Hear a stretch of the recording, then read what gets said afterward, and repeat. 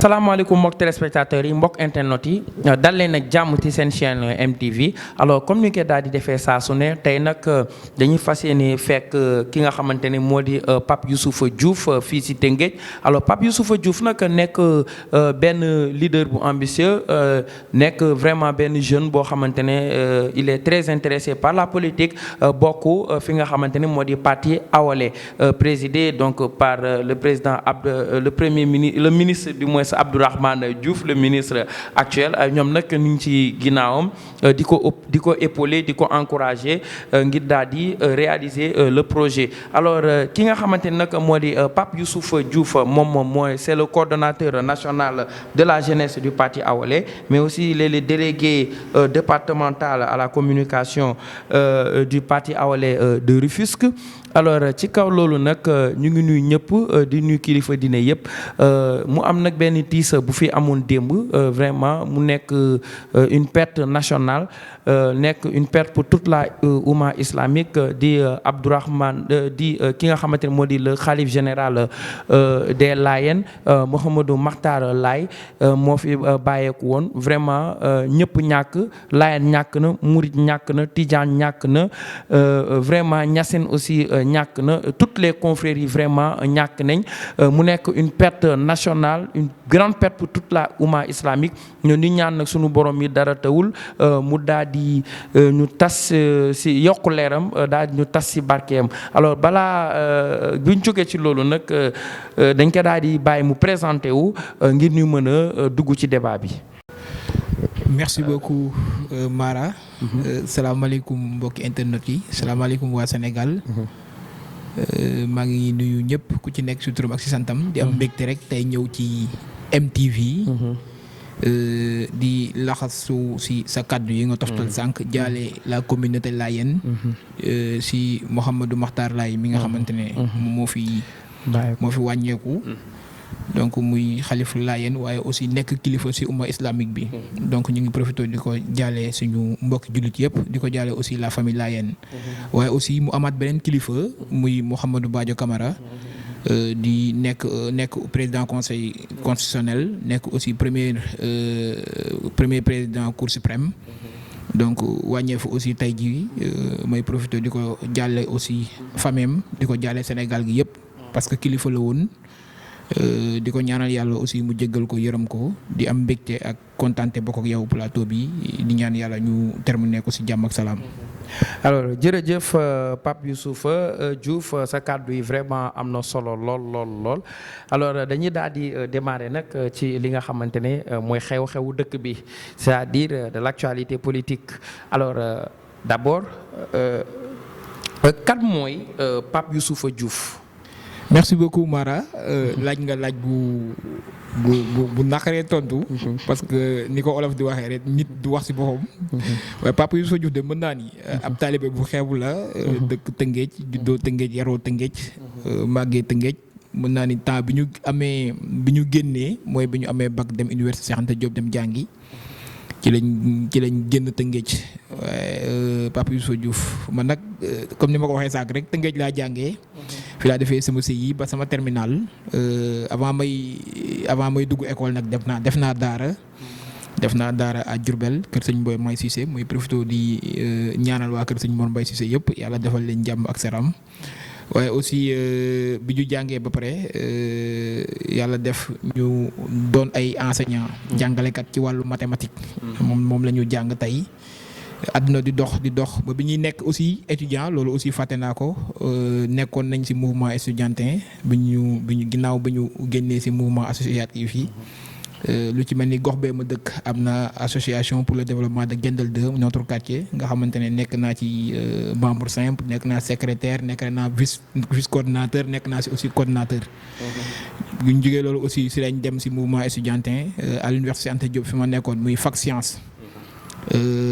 ma adhéré sur le syndicalisme estudiantin bokkoon ci benn liste bu ñuy wax la liste grise grande révolution idéologique pour la satisfaction des étudiants foofu sa fac science ñu bi ñu jógee foofu aussi ñëw si AR association élèves et étudiants ressortissants de Rufisque. foofu aussi bokkoon naa si ñi nga xamante ne ñoom ñoo ko jiite woon parce que demoon naa si élection bokk ci co-coordonnateurs yi. ginnaaw loolu nag ci lañ adhéré si parti politique bi ñuy wax Awalé te ki nga xamante ne le président Abdourahmane Diouf moom moo ko jiitee. donc mën naa ni daal ci gàttal lii mooy Pape Youssoupha Diouf ak jaar-jaaram. voilà d'accord alors sànq wax nga sa jaar-jaar. Mais avant donc sa relation ak ki nga xamante ne moo di l'actuel ministre de l'enseignement supérieur Abdourahmane Diouf alors yow mën nañoo xam kañ nga dugg ci politique ak say ambition ci politique ndax ça a toujours été un rêve wala loo da nga xëy nii rek dal ci dugg ci politique parce que dañ cee war a dugg. jërëjëf Mara ba nga laajee question bi dama reetaan parce que bi may nekk 2016 à l'université Cheikh Anta Diop. dama nekkoon ci mouvement estudiantin comme ni ma ko waxee rek nga xamante ne c'est un mouvement très très important parce que fa la ñuy jàngee le principe de la solidarité maanaam xeexal sa moroom taxawu sa moroom bu nekkee si ay circonstances. jamono yooyu nag dama bokkoon ak sama benn camarade dama benn xarit bu ñuy wax Serigne Ousmane Dieye ma koy nuyu au passage bokkoon bés du ñàkk bu Serigne Mansour Sy Djamil mi ngi dëkk Sendou moom dafa ma daan faral di wax ni. naan yéen waa Rufisque da ngeen am leader ma ne ko kàlla mu ne ma ku ñuy wax docteur El Hadji Abdourahmane Diouf daanaka kooku moom moo orienté sama xel pour mooy bàyyi xel Abdourahmane Diouf loolu benn la ci benn ci motivation yi donc mooy bàyyi xel docteur Abdourahmane Diouf temps yooyu mi ngi réew mi donte je n'étais pas intéressé de la chose politique moom ma koy bàyyi xel di xam ni di ko déglu xam ni kii boroom xam-xam la ba ni muy demee di jiite CIS topp ko ba dégg ñu ne day lancer parti ma ni lii du ma ci yem parce que lu ma ko bëgg de par son degré d'intellectualisme du ma ko topp donc bi ñu nee day lancer parti li ma njëkk a def mooy gëstu si yan anam lay lancer parti bi ak quelles sont les doctrines du parti les axes fondamentaux du parti muy loo xam ne da ko dëxëñ si benn livre bu ñuy wax de la concurrence à la concordance ma dem gëstu ci livre bi jël sama temps lire ko muy wax ci mbir yu am solo ma xam ni nag kii li nga koy gis muy wane xam-xam ci télé yi ak ci liggéeyam donc matérialiser na ko ci biir livre boobu c'est-à-dire il est venu apporter comment dirais-je une contribution purement intellectuelle dans le milieu politique loolu aussi bokk na ci li ma gën a motiver ma dugg ci politique daanaka noonu laa def ba adhérer parti Awalé bi ñu koy créer à travers un grand frère un ami Zakaria Mbeng et aussi Tawfekh Faye daanaka ñooñu laa jaar dugg si biir parti Awalé yàlla di def tey ma def si am si ay responsabilités yu bari ba tey ji ma nekk coordinateur national de la jeunesse du parti Awalé.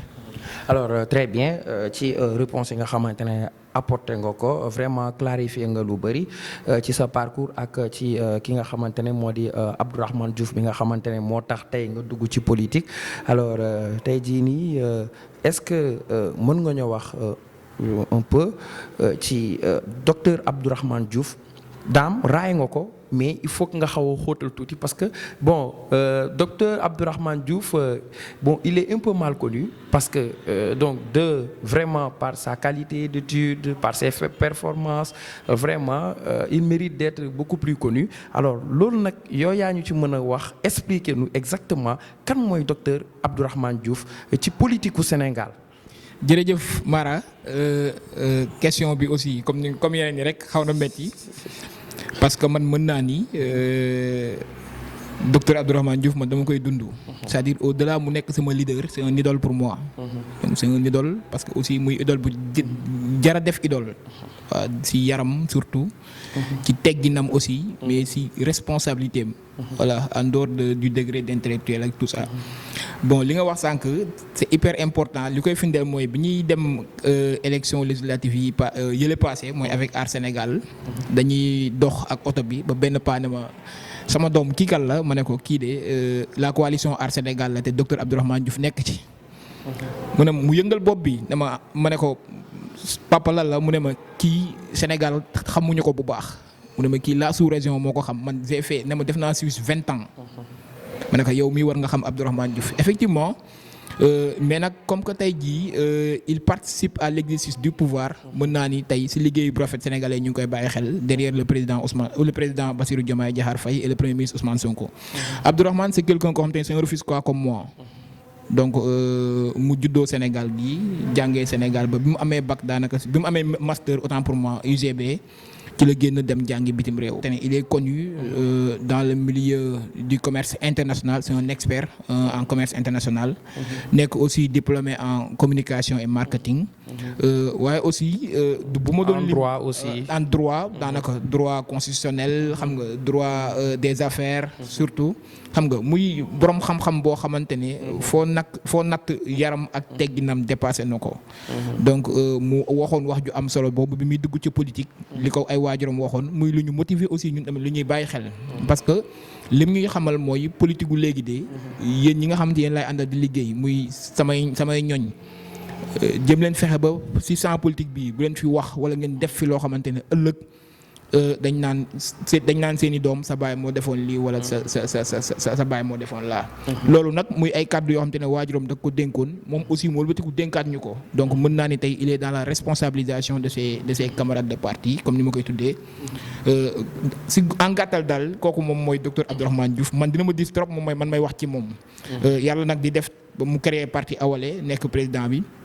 mu créé parti bi aussi ci anam yu démocratique parce que je rappelle que bi muy créé parti bi dañoo lancé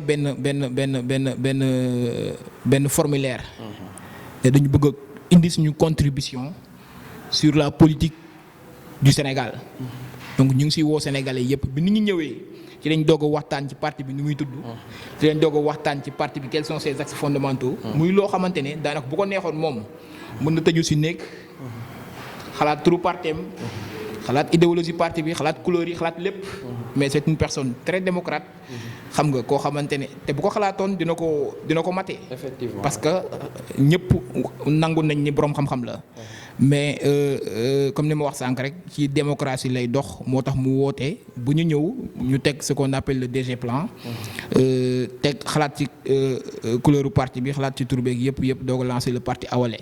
parti Awalé boobu noonu nag mu am lu ñuy wax la délégation nationale pour le pilotage du parti nga xamante ne tey jii may wax ak yow notre délégué général le délégué Samba Gueye moom moo koy doxal muy une personne aussi que nous admirons tous dans le parti ndax liggéey bu am solo bi muy liggéey ci biir parti bi mooy profité di ko nuyu bu baax a baax ci délégation yooyu dafa am 100 délégations.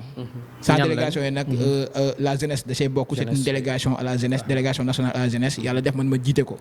voilà et dans les départements aussi aujourd'hui on peut dire que Awalé est présent dans tous les départements du Sénégal. voilà daanaka kii moom mooy Abdourahmane Diouf te lii moo ñu boole maag moom. très bien alors donc mën nañoo ne tey jii di ki nga xamante ni moo di Abdourahmane Diouf ci say kàddu ku ko xamu woon sax xaj na xam nga ko wa ilaa bon même bu ñu ko xamul à 100% bon xam nañ ko à 70 ou à 80% vraiment parce que explication yi leer na ci docteur Abdourahmane Diouf mën nañoo ne tey nag Awalé jaxasoo na ak Pastef mu mel ni benn deret la léegi ndaxte Pastef dafa jël Awalé dugal ko ci boppam alors ki nga xamante ne mooy di le président de la République daal di jël le ministre Abdourahmane Diouf daal di koy def ministre de l'enseignement supérieur alors donc mën nañoo ne tey Awalé mooy Pastef. effectivement Pastef mooy Awalé Awalé mooy Pastef. ci yan anam ci anam yi mooy dafa am loo xamante ne sénégalais yi dañ ko yàgg a wax mooy Pastef ak Awalé dañu war a ànd. le président Ousmane Sonko ak le président Abdourahmane dañu war a ànd. pour le Sénégal. yàlla di def ba loolu noonu tey daanaka mu antu tey mën naa ni tey le président Bassirou Diomaye Diakhar Faye confiance bi mu teg bi mu am ba dénk le ministre Abdourahmane Diouf enseignement supérieur firndeel na ko tey parce que ñaari parti yoo xamante ne dañoo nuroo trajet lay wax mooy le parti Pastef ki nga xamante ne moom moo ko créé muy le président Ousmane Sonko muy koo xamante ne c'est un modèle de résilience c'est un modèle d'engagement waaye aussi c'est un modèle de patriotisme loolu moom daanaka ay jagleel la lu ko yàlla may te ñëpp ko war a nangul bi mu créé parti moom tamit le parti Pastef dafa bind livre proposé muy livre bu am solo muy solution le président Abdourahmane ñëw moom aussi connu pour son patriotisme, son engagement et aussi comment dirais-je sa responsabilité.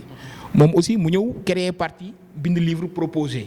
et ci li ñaari livre yooyu mu am ay points yoo xam ne dañoo similaire ay points yu similaires yoo xam ne dafa am te ñi ko lire ñëpp ku ko lire ba génn rek da nga daan ñaar ñi ñoo war a ànd pour defar Sénégal.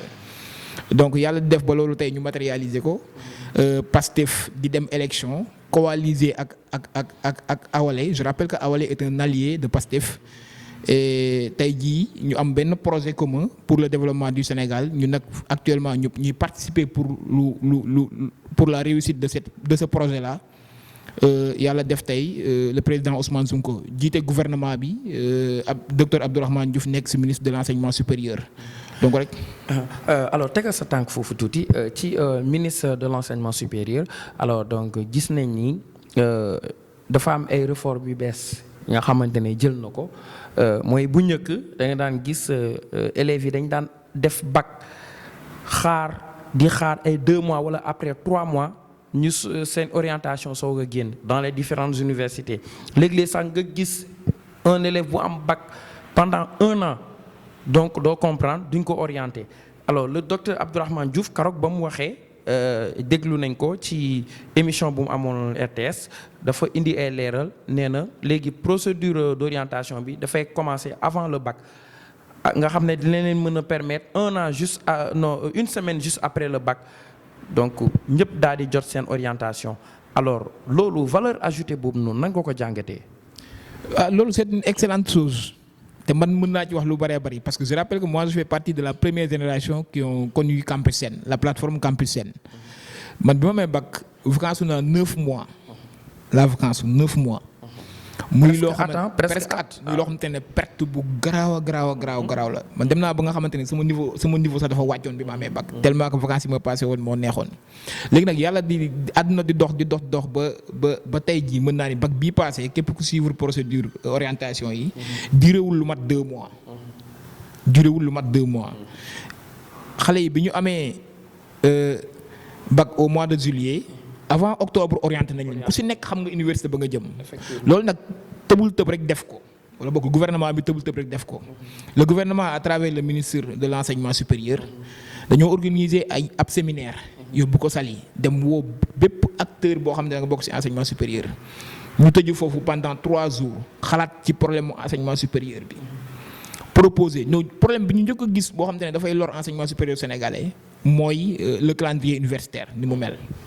nga xamante ne xamuñu woon kañ ñuy tëjji ak kañ la ñuy tëj loolu nag ñu liggéey ci ba pare mu doon loo xamante ne day ñàkkloo xaalis gouvernement bi askanu Sénégal daanaka dem na benn instant moom ne d'après xayma yi ñu def l'État perdait 24 milliards uniquement sur le calendrier universitaire. donc bi ñu defee loolu après le ministre woote séminaire boobu liggéey ci ak les parties prenantes yi étudiants yi professeurs universités yi PATS yi ñëpp ñu liggéey ci ba jàpp ne loolu war nañ ci mën am ay avancées ñu def ci aussi ay avancées yu notoires yoo xam te ne c'est à saluer may profiter di remercier encore di féliciter le ministre et aussi et ses équipes yi nga xam ne ñoom lay liggéeyal ci loolu. beneen bi mooy ñu gisoon ni aussi baccalauréat c'était pas sécurisé tey épreuve bac bu mësaan jóge fii. jëm ci Sénégal sa fond Sénégal ay 7 places lañ ko doon def mu koy yóbbu mais suñu xoolee bac bii passé en collaboration avec l'armée épreuve yi dañ koy yóbbu par comment dirais-je hélico. donc loolu ce sont des avancées yoo xamante ne c'est en fait c'est à saluer. donc loolu muy ay réformes yoo xamante ne le ministre dox na ci mook équipe am lu ñuy rafetlu aussi enseignement supérieur na koo xam ni milieu bu xaw a tàng la mais may ñaan rek sama mbokki étudiants yi sama mbokki PATS yi ñu jox aussi régime bi temps. effectivement ok très bien léegi nag dañuy daal di dugg si càppaacoli bi lu fi xew récemment bon la loi d'amnistie ñi naan.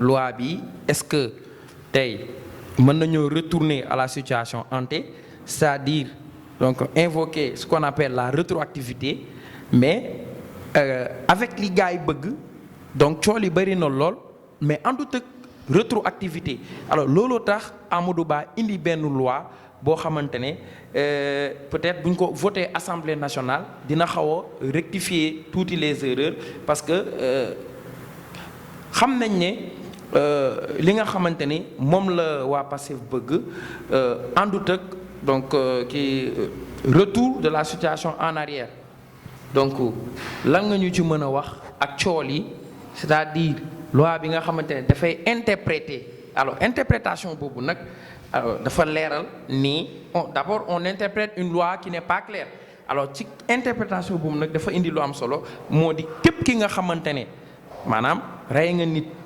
loi d'amnistie bi du la protéger le reste nag ça va alors mu am coow lu bari ñi naan yoon la ñi naan du yoon alors lan mooy ci sa gis-gis. merci beaucoup Mara du ma dugg ci termes juridiques yi parce que je suis pas juriste.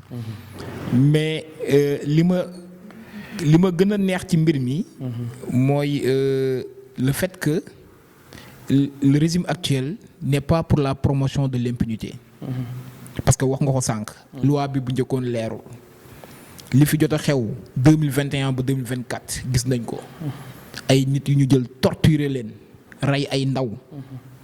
rey ay ndaw yoo xamante ne dañoo amal njariñ seen dëkk dañu jugoon pour xeexal seen dëkk. torturer muy lu métti loo xamante ne man en tant que jeune su ma koy xalaat. dama naan Macky Sall ak régime man du ma leen mës a baal. parce que li ñu fi def tey ñu ñëpp teg nañ suñu bët. donc tey ñu xëy rek proposer benn loi muy amnistie. je rappelle autant le parti Awalé dafa génne communiqué ne lii ànduñu ci tey ànduñu ci ëllëg. parce que bu ay mbir amee ci dëkk day baax kat nguur gi fa ne ñu jël ci ay responsabilités. loi bi du loi Pastef. loi bi askan bi ñoo ko demandé laay wax. ah non loi Pastef la loi Amadou Ba la parce que honorable Amadou Ba moom moo ko proposé à l'Assemblée nationale te amul benn opposition bu ci d'accord donc mën nañu ne loi Pastef la. honorable Amadou Ba. dafa lekk lañcu askan ngay dem. tout à fait. donc askan wi honorable Amadou Ba ñun dañ koy sant ñun askan wi. parce que dafa lekk lañcu askan wi. ñun nekkuñu pour impunité donc may lancer waat appel au ministre de la justice. képp koo xamante ne laale nga ci activité laale nga ci événement yooyu na justice rëq sa ndigg. parce que je rappelle que tey surtout li ma gën a métti mooy jeunes yi nga xamante ne rey nañ leen. alternance yi fi jaar yëpp au Sénégal ils ont été portés ou bien elles ont été portées par la jeunesse sénégalaise. tout à fait. tey jeunesse boobu. alhamdulilah ba Sénégal toll nañ foo xamante ne la jeunesse est responsabilisée. tout à fait. donc tey mënuñu jël au moment où on responsabilise la jeunesse di bàyyi ñoo xamante ne dañoo rey ay jeunes ñu leen di bàyyi noonu ñuy dem seen yoon ba pare sàcc xaalisu askan wi. mais ñi naan dóor doom làqu doom dóor doom vice versa. ils sont libres de dire ne lu leen wax leen nañ wax lu leen neex mais ñoom duñu ay dof. xam nañ bu baax a baax ce qui s'est passé. xam nañ bu baax a baax ce qui s'est passé yow kay lenn la du yow defoo. bàyyi ñu ab interpréter loi bi. bàyyi ñu interpréter bu fekkee yow wóor na ni yow defoo. bàyyi ñu interpréter c'est pas grave. mais mais boo nee làq doom dóor doom c'est comme si yow injustice yooyu noonu ñu bëgg a lever. da nga cee bokk. c'est simple. loolu lay nuru. effectivement. donc bàyyi ñu interpréter bu fekkee bokkoo bu ñu demee ci yoon mooy leeral ni yow defoo.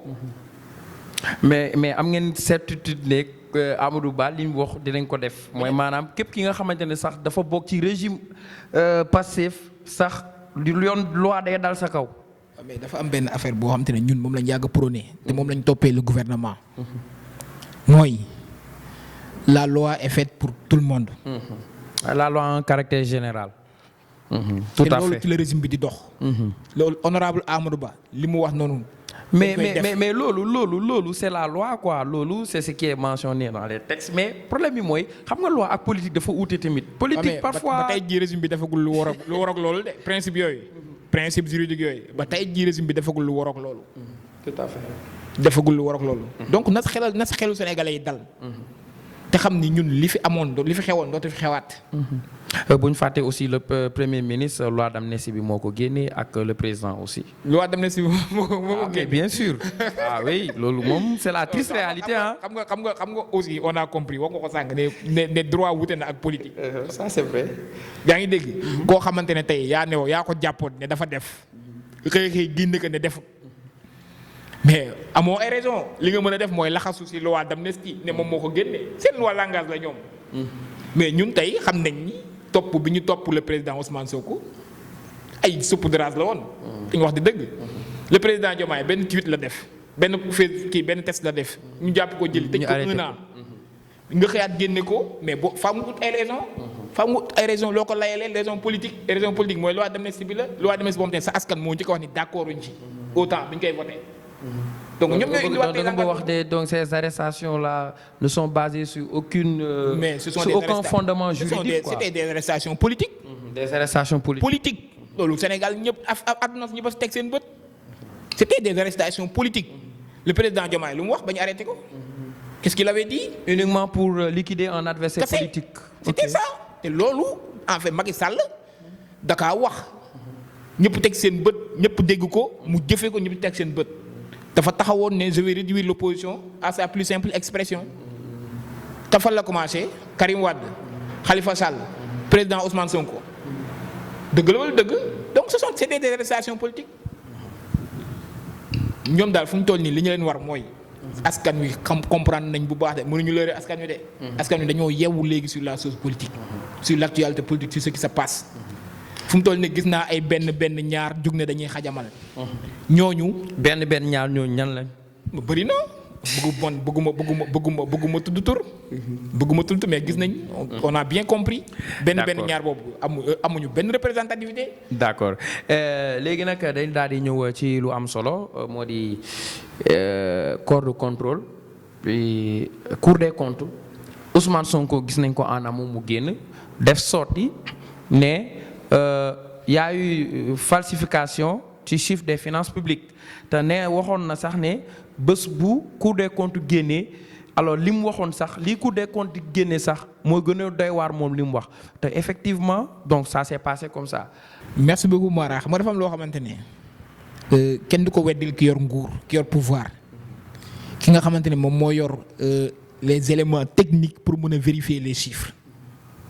Je rappelle qu'aujourd'hui le président Ousmane Sonko est le premier ministre du Sénégal, le chef du gouvernement. Donc tey bu génnee wax man en principe war ñu werante ci ay ndax authenticité rapport bi wala déet. xam nga président Ousmane Sonko dafa génnoon wax.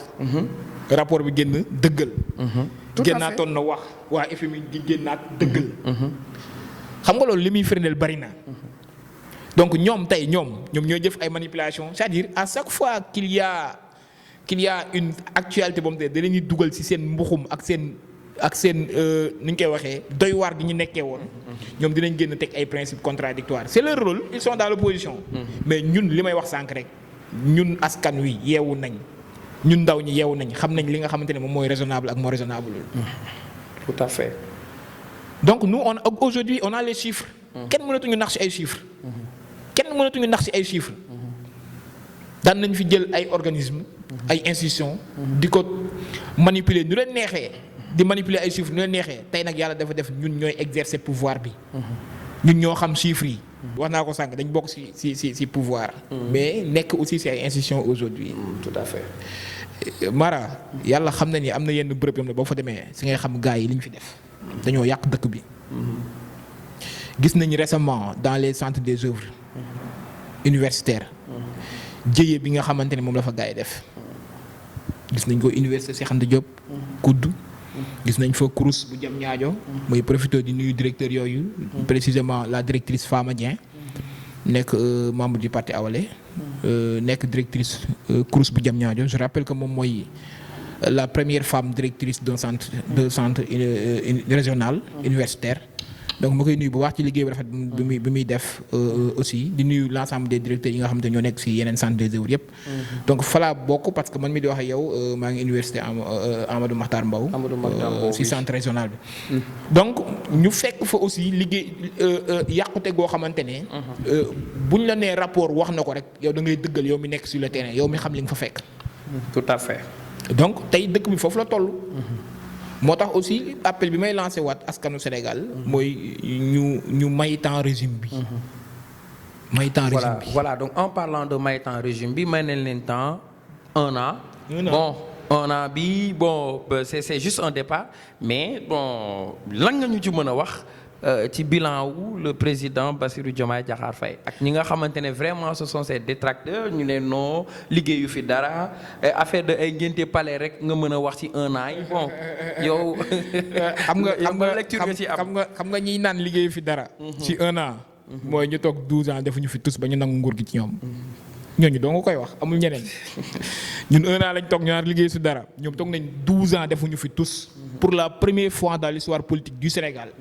Un régime est renversé avec 54%. Non, loolu c'est vrai. donc ñoom au premier tour. parce que ñoom ñoo liggéeyul dara. loolu mooy wax ji. ñooñu doo ngay toog di ko wax.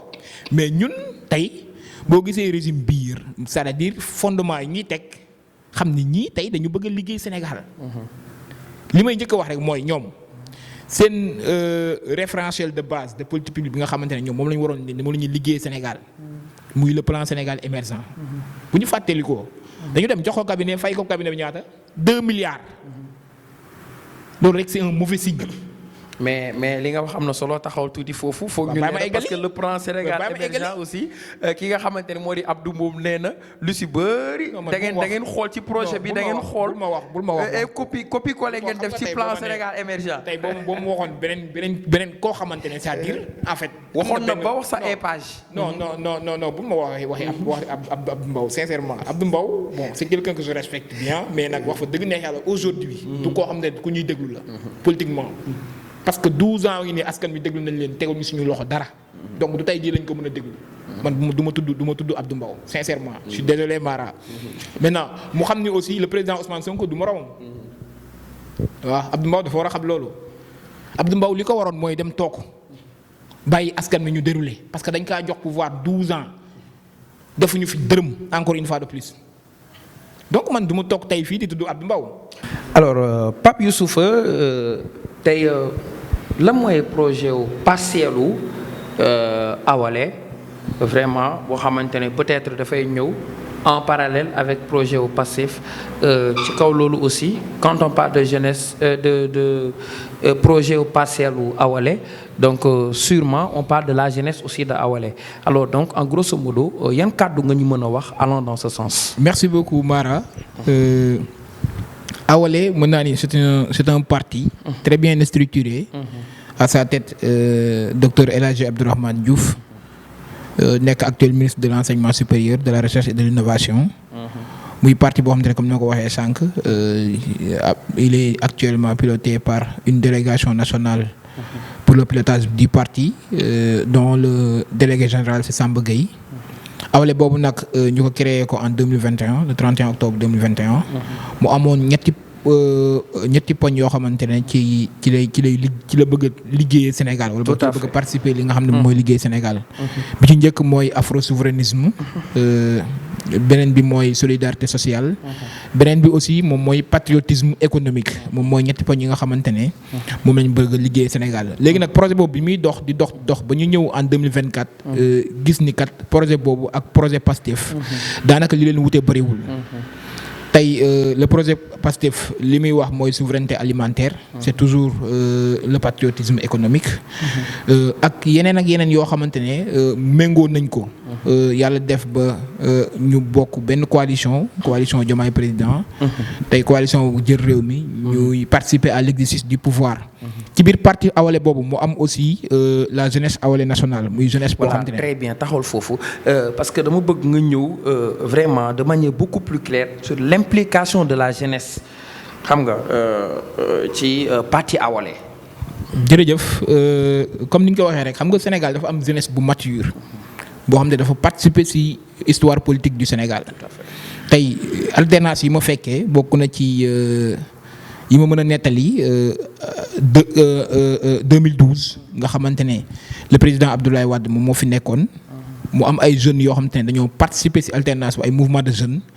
waaye yàlla dafa def mouvement de jeunes yooyu bi ñu jëlee réew mi dañ leen yëkkati teg nee ñu ñëw en 2012 ci Macky Sall bi mu ñëwee mu amaat aussi ay mouvement de jeunes yu porté combat wu Macky Sall jëlee fi Abdoulaye Wade gis nañu fi plateforme yu baree bëri ay Y'en a marre yooyu yëpp bëri woon ay ndaw bi Macky Sall jëlee réew mi ñu yëkkatiwaat ndaw yi teg leen ne lee mais tey ba yàlla di dox le président Bassirou Diomaye Faye jël réew mi mais soo xoolee bu ñu jëlee réew mi rôle bi nga xamante ne jeunesse am na ko ci développement dëkk mën na ne tey régime bi joxaat na leen ko ba mu mat sëkk. le parti Awalé aussi à travers le président Abdourahmane a compris cela jël aussi ay jeunes responsabiliser leen ñuy doxal parti bi tey yàlla di def ñu participer aussi à l'exercice du pouvoir pour la réussite du projet. jeunesse boobu noonu nag yàlla dafa def jeunesse du parti Awalé man maa ko jiitee mooy profiter di nuyu tous les membres de la jeunesse Awalé ñi nekk ci Sénégal njaay ñëpp ak ñi nekk ci diaspora tey jeunesse boobu récemment def nañ une nouvelle organisation pour mieux accompagner le projet. On a un bureau exécutif boo xamante ne yàgg ñu ko mettre en place. Le bureau exécutif est composé par des pôles. am nañ pôle communication am nañ pôle secrétariat pôle féminin am nañ pôle relations extérieures am nañ pôle recherche et analyse politique am nañu aussi pôle engagement citoyen et mobilisation politique am nañu aussi pôle am nañ pôle yu bëree bëri je pense bien c'est aux environs de 10 pôles yoo xam te teg nañ ko pôle bu ne am na coordonnateur ak membre yu fa nekk di def benn liggéey bu am solo loolu nag bu ñu ko tegee c'est juste dañu bokk ci ñi nga xamante ne askan wi dañu yaakaar à travers le projet. tey jeunesse Awalé boobu récemment organisé na benn ndogu débat boo xamante ne ñu ngi ko defee fee sa jas rôle thème bi nga xamante ne moom lañ choisiroon mooy mobilisation de la jeunesse autour du référentiel 2050 pour la réussite du projet. parce que xam nañ ni projet bi nga xam ne bañ fi nekk il est porté par la jeunesse. donc jeunesse bi ñoo ko war a doxal. te li koy firndeel mooy nomination yi nga xamante ne def nañ ko ci biir jeunesse bi musu fee am. quand on dit il y a un jeune de 29 ans qui gère une institution di def lu am solo muy fi di ko nuyu Jean-Michel Sène. muy aussi c'est une fierté de la jeunesse. donc loolu dañ ciy sant bu baax a baax régime bi man en tant que coordinateur national de la jeunesse maa ngi lancé appel de la jeunesse Awalé maa ngi lancé appel président Bassirou Diomaye Diakhar Faye et au premier ministre Ousmane Sonko que la jeunesse Awalé aussi est disponible. même appel lay lancé au ministre de la jeunesse est disponible pour accompagner le projet. lépp loo xamante ne jàpp nañ ni tey jeunesse bi buñ leen ko dénkee tey dinañ mën a jëmmal projet bi dinañ mën a matérialiser projet bi. jeunesse boobu mi ngi seen ginnaaw. loolu la ñu président Abdourahmane dénk nañu wax ne daf ñu wax ne nañu nekk bàyyi faalu projet bi. c'est dans ce cadre ci lañ am ay ateliers yu bëree bëri yu ñuy wàcc yoo xamante ne c'est pour xamal askan wi lan mooy référentiel 2050 bi nga xamante ne moom la régime bi di liggéeyee. est-ce que yéen a ngi gisante ak docteur Abdourahmane Diouf wax yenn difficultés yi nga xamante ne vraiment ça concerne son domaine ci domaine éducation bi dans le domaine de l'éducation bi yooyu noonu ci li nga xamante ne peut-être yéen moom ngeen gis te c'est certes nag c'est le ministre parce que mais ça veut pas dire qu'il est au courant de tout amaan na yéen tamit da ngeen démarqué wu. yéen li xew ci yéen gox-goxaan yi surtout Tëngéej bi nga xamante ne dëkk ngeen fi ñàkkul yenn problème yi nga xamante ne peut-être mën ngeen koo interpeller waxtaan seeg moom est-ce que yéen a ngi dox ci jéego yooyu. damay faral di wax ni rek le président Abdourahmane biñ ko falee ministre. étudiants yi nga xam ñoo nekk ci biir parti Awalé. ñoom ñoo nekk ci université yi ñu nekk. organiser wu. def ay comité très technique réfléchir ci problème yi nga xamante ne moom la université am defal ko proposition. te yaakaar naa dafa nekk koo xamante ne moom moo ñu ko gën a xam. parce que il est toujours sur le terrain.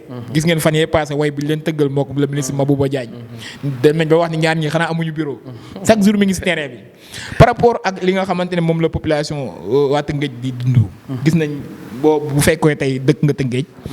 gis nga tey avancé bi nga xam ne mu ngi am bi ngay ñëw rek am na chantier yoo romb. mais embouteillage baa ngi fi ba tey. waaw mais parce que dañu nekk ci ay travaux en réalité. looloo waral embouteillage am gis nga ñu ngi xàlle tali bi. projet bi c'était je pense bien en 2018. projet bi tey tout à fait. ñu posoon ko. régime bi fi nekkoon def ci yooyu ñu ciy def. Tëngéej sonnoon lool. tey ba mu démarré léegi on peut dire mat na 2 mois. te dafa posoon mu créer fi embouteillage bu metti créer fi inondation parce que dañoo fattoon yoon yi xam ne ndox mi fa lay jaar. tey bi régime bi ñëwee. mën naa ni tey liggéey yooyu commencé woon na. y a aussi la fermeture du canal. canal de Sangalkam. comme ni ñu koy wooyee. donc mën nañ noter quelques améliorations. alhamdulilah. loolu nag c'est pratiquement taxawaay bi nga xamante ne doomu Tëngéej yi nga xam ne ñu ngi ci gouvernement bi. am taxawaay bu rafet bi ñu am moom moo tax tey bàyyiwuñu Tëngéej benn yoon. lépp loo xamante ne par exemple gouvernement bi war na ko taxawee Tëngéej ñoom ñu ngi ko fay waxee ñu ngi ko fay jooytoo. te it aussi alhamdulilah ba gouvernement bi ñu koy jooytoo. tànqamuñu leen. parce que nous avons vu que par rapport au comment dirais-je. par rapport au chantier de la ville de Rufisque. le gouvernement est très réactif. loolu aussi ñu ngi leen ci sant bu baax a baax di leen gërëm. voilà. alors donc vraiment ñu ngi ci càppaacoli ji vraiment nous sommes au terme de l'entretien maintenant nag dama lay bàyyi nga tàggatoo. Aussi un message à l'endroit de la jeunesse par rapport au régime actuel, seen implication pas jeunesse su Tëngéej seulement wala jeunesse su Awalé seulement mais donc on parle du pays Sénégal lañ nekk alors ku wax Sénégal wax 14 régions alors donc ban message ngay lancé à l'endroit de la jeunesse pour ñu mën a vraiment accompagner le président Bassirou Diomaye Diakhar Faye ci projet bi et son premier ministre Ousmane Sonko. merci beaucoup Mara. maa ngi lay sant bu baax di la gërëm. bon mais fi may tàmbalee message bi rek boo ma ko mayee tuuti. mën naa ni département de Rufisque day enregistré 2 activités ci week-end bi ñu jëm. daf may profiter wala pour tontu question bi ci jeunesse bi. bi ci njëkk moom mooy benn panel bu Awalé Rufisque Nord di def. te man mi bokk ci comité technique bu Awalé Rufisque Nord notre commune. bu muy def ci week-end bi boo xamante ne thème bi c'est le pôle de Dakar. de dynamisme et engagement. donc muy thème bu am solo panel bu am solo muy profité di ci woo bépp membre du projet membre de la coalition bu nekk Tëngéej di ci woo aussi askanu Tëngéej ñu ñëw ça se passera inchallah le samedi 9. le samedi 12 autant pour moi 12 avril à la salle des fêtes au niveau de l'hôtel de ville à partir de 9h ci lay xewee. donc beneen activité bi muy la JPS du département de Rufisque moom moo koy def. te ki nga xamante ne moom mooy honorable député Saliou Ndione jiite ko dans le département de Rufisque. ñoom aussi am nañ activité bu ñuy def le week-end dina am don de sang dina am match de gala waaye aussi dina am benn lancement wu benn initiative bu am solo. boo xamante mooy le cap bu am solo boo xamante ne dañ koy lancer le dimanche toujours à la salle des fêtes de Rufisque. loolu aussi ñu ngi ciy woo bépp membre boo xamante ne tey yaa ngi ci biir coalition bi. di ci woo aussi askanu Tëngéej. voilà parce que loolu ñuy def yooyu noonu yëpp c'est pour mën a jariñ suñu gox yi. pour que état bi bàyyi xel ni kat ñi nga xamante ne ñoom ñooy jeunesse bi nga xamante ne ñoom ñooy jeunesse Sénégal. ils sont conscients aussi des enjeux. voilà beneen message bi mooy dama koy lancer la jeunesse sénégalaise.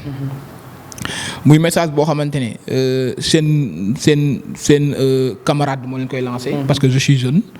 waaye aussi xam régime bi fi ñu war a yóbbu Sénégal. tey bu ñu gisee l'ensemble des ministres liggéey bi ñuy def effort yu mi ñuy def xam ne régime bi tey. pare nañ pour liggéeyal askan wi. on a un président boo xamante ne on peut dire apparemment c'est un jeune. on a aussi un premier ministre boo xamante ne li mu liggéey ci jeunesse bi ak li mu yeewee jeunesse bi ils ont compris ce message. donc li ñuy ñaan juste mooy accompagnement. tout à fait li ñuy ñaan juste mooy patience. li ñuy ñaan aussi mooy action. maa ngi lancer appel à toute la jeunesse du Sénégal. ñu participer à la vulgarisation du projet. parce que projet bi tey on a besoin des jeunes yoo xam ne ñoo koy porter. wàcc ci biir askan wi. wane aussi ambition yi nga xamante ne moom la régime bi am. pour que ñu mën a réussir projet bi. loolu man en tant que coordonnateur de la jeunesse du parti maa ngi ci woo bépp membre de la jeunesse du parti Awalé. parce que loolu la ñu suñu kilifa parti dénk. waxoon naa ko sànq dafa nañ ñu doon bàyyi faalu projet bi. loolu la ñu wax. te incha allah ci la ñuy nekk.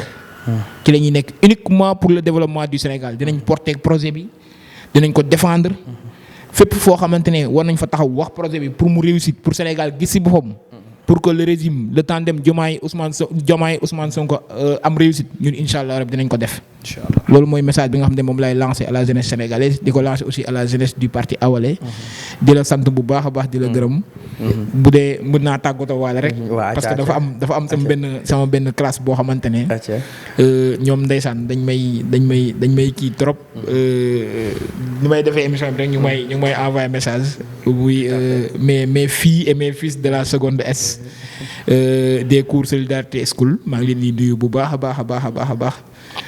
di la sant bu baax di la gërëm di nuyu aussi kilifa yi parti Awalé yëpp surtout département bi ñu nekk muy département de Rufisque nga xamante ne suñu délégué départemental muy Abdourahmane Faye di Tawfekh maa ngi koy nuyu bu baax a baax di nuyu aussi tous les responsables du parti Awalé et de la coalition du département de Rufisque di la sant bu baax di la gërëm di am mbégte ak kontaan te def émission bi jërëjëf Mara. jërëjëf di la sant yow it di la gërëm bu baax Pape Youssouf Diouf coordonnateur national de la jeunesse du parti Awalé et délégué aussi départemental à la communication aussi de Awalé de Rufisque vraiment mu nekkoon entretien bi nga xamante ne développé nañ ci lu bëri xamal nañu lu bëri aussi ci ki nga xamante ne moo di le docteur Abdourahmane Diouf aussi par rapport au projet aussi il a beaucoup apporté taxawaay bi nga xamante ne waa parti Awalé am nañ ko ci projet bi ak yéene bi vraiment doy na waar am na solo lool indi na si lu bëri mais aussi indi na si ay futurs projets bi nga xamante ne sont des projets partiels alors donc mën nañoo ne tamit ci biir am na ay activités yu bëri yoo xamante ne ñoom ñi nekk waa parti Awalé fii si Rufisque fas yéene nañ ko def alors mbokk yi ñu ngi leen di sant di leen gërëm donc dañuy daal di yam ak yéen fii ba beneen yoon ak beneen leader politique alors jërëjëf bonne soirée.